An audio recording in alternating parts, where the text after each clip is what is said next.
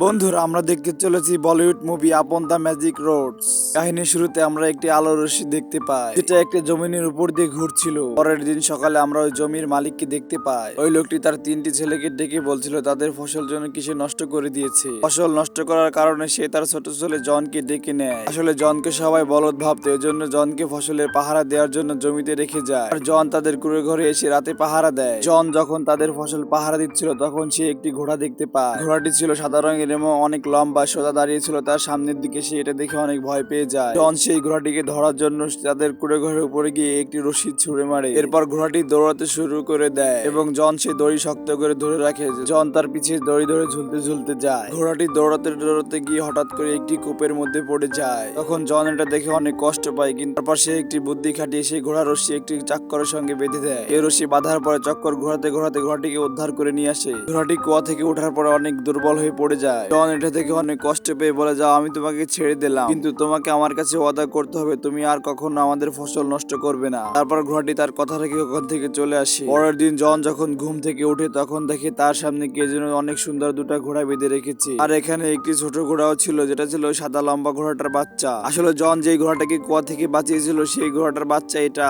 সেই বাচ্চা ঘোড়াটি জনকে বলে, আমার মা তোমার উপরে অনেক খুশি, এই কারণে এই দুটি ঘোড়াকে তোমার উপহার হিসেবে পাঠিয়েছে। তারপর হঠাৎ করে সে তার ঘরের বাইরে দেখতে পারে তার বাবা এসে দাঁড়িয়ে আছে। জন চাইতো না তার বাবা এই ঘোড়াটির ব্যাপারে জানুক, এই জন্য জন তার বাবাকে ঘরের বাইরে থেকে তাড়িয়ে দেয়। তারপর জন ওখান থেকে বেরিয়ে ছোট ঘোড়াটির পিঠের উপরে গিয়ে বসে এবং ঘোড়াটিকে বলে, তুমি অনেক জোর করে ছুটো। তারপর সেই ছোট ঘোড়াটি যখন অনেক দৌড়ে জোড়াচ্ছিল, জন তখন অবাক হয়ে যায়, এত দ্রুত ও কিভাবে ছুটতে পারে। পরবর্তীতে জন তার উপহার দেওয়া দুটি ঘোড়াকে নিয়ে রাজপ্রাসাদে বিক্রি করতে আসে এবং রাজার কাছে নিয়ে গিয়ে বলে, আমি এই ঘোড়া দুটি বিক্রি করব। পরে রাজা বলে, এই ঘোড়া দুটি এই ছেলেটির নয়, এই নিশ্চিত চুরি করেছে। তারপর জনের কাছ থেকে সেই ঘোড়া দুটি কেড়ে নিয়ে চলে যায় রাজা। এই কাহিনী দেখে সেই পিচ্চি ঘোড়াটা অনেক জোরে একটা চিৎকার দেয় এবং সেই চিৎকার শুনে সেই ঘোড়া দুটি অনেক জোরে জোরে ছুটতে লাগে জনের কাছে। তারপরে দেখা যায় রাজার গাড়ি উল্টে অনেকগুলো আটার বস্তার উপর গিয়ে পড়ে এবং রাজার পুরো শরীরে আটা মেখে যায়। পরবর্তীতে রাজা রেগে গিয়ে সেই জনকে সাজা দেওয়ার পরিকল্পনা করে। তারপর রাজা সেই ঘোড়া দুটিকে কেড়ে নিয়ে জনকে তার রাজপ্রাসাদে নিয়ে যায়। নিয়ে গিয়ে তার বিরুদ্ধে সাজা ঘোষণা করতে যায়। তখন মন্ত্রী রাজাকে একটা বুদ্ধি দেয়, বলে, একে এমন কঠিন একটা সাজা দেন যেটা কখনোই করতে পারবে না, না করতে পারার কারণে ওর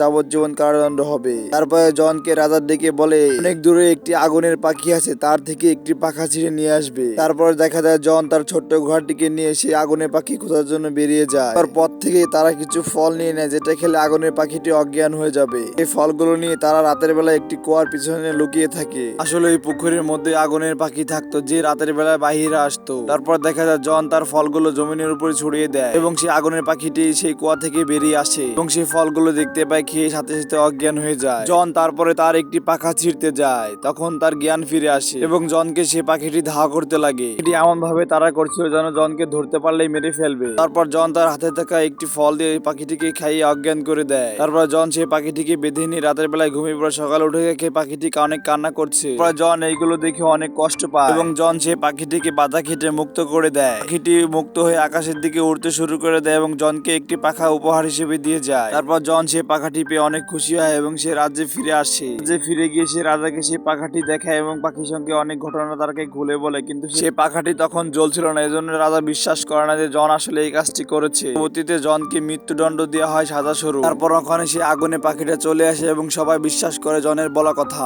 এবং জনকে সাজা থেকে মুক্তি দেওয়া হয়। আসলে রাজা সবসময় চাইতো জনকে মেরে ফেলবে। পরবর্তীতে জনকে আরেকটি শাস্তি দেওয়া হয়। শাস্তি ছিল বরফের রানীকে উদ্ধার করে আনার। তারপর জন তার ছোট ঘোড়াটিকে নিয়ে বরফের রাজ্যে চলে যায়। তারপর আমরা দেখতে পারি সে আগুনের পাখাটি গুহার ভিতরে ঢুকে যায় এবং গুহার মুখ সঙ্গে সঙ্গে খুলে যায় এবং জন সেই রাজ্যের মধ্যে গিয়ে সেই রাজকুমারীকে জেগে তোলে।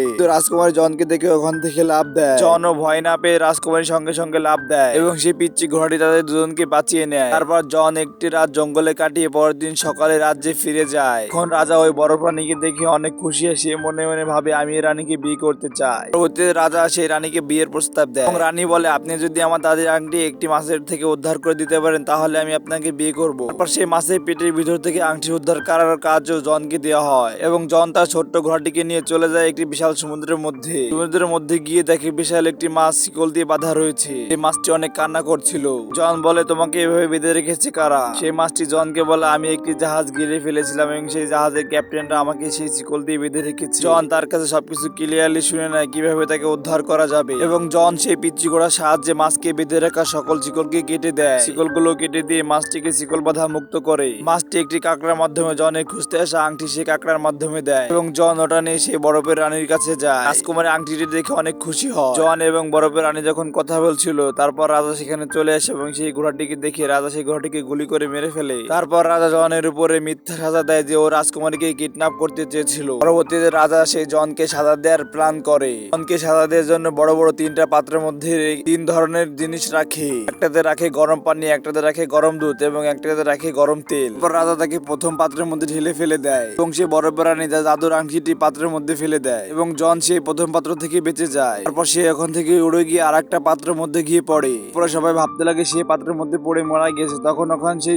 আগুনের পাখিটি এসে সেই জনকে বাঁচায়। জনকে বাঁচিয়ে আগুনের পাখিটি ওখান থেকে উড়ে চলে যায়। তারপর জন ওখান থেকে আবার উড়ে গিয়ে তৃতীয় পাত্রের মধ্যে পড়ে। তারপর জন যখন তৃতীয় পাত্রের মধ্যে গিয়ে পড়ে তখন কেউ বেরিয়ে আসে। বেরিয়ে আসার সময় সে একটা রাজপুত্রের মধ্যে বেরিয়ে আসে এবং এটা দেখে সেই শয়তান রাজা সে পাত্রের মধ্যে লাফ দেয়। কিছুক্ষণ পরে দেখা যায় পাত্র থেকে একটি বেলুনের মতো ধোঁয়া বেরোচ্ছে, যার মধ্যে ছিল সেই শয়তান রাজা। সেই বেলুনের ধোঁয়াটা সেই শয়তান রাজাকে নিয়ে আকাশে উড়ে চলে যায় এবং সবাই অনেক খুশি হয়। তারপরে সেই বরফের রানী এবং সেই জন বিয়ে করে নেয়। পরবর্তীতে জন ওই রাজ্যের রাজা হয়ে যায় এবং বরফের রানী ওই রাজ্যের রানী হয়ে যায়। তারপর তারা তাদের বাকি জীবন অনেক সুখে শান্তিতে কাটিয়ে দেয়। বন্ধুরা, প্রতিনিয়ত এমন সব মজার মজার ভিডিও পেতে আমাদের ভিডিওতে একটি লাইক করে চ্যানেলটি সাবস্ক্রাইব করে পাশে থাকা বেল আইকনটি ক্লিক করে দাও।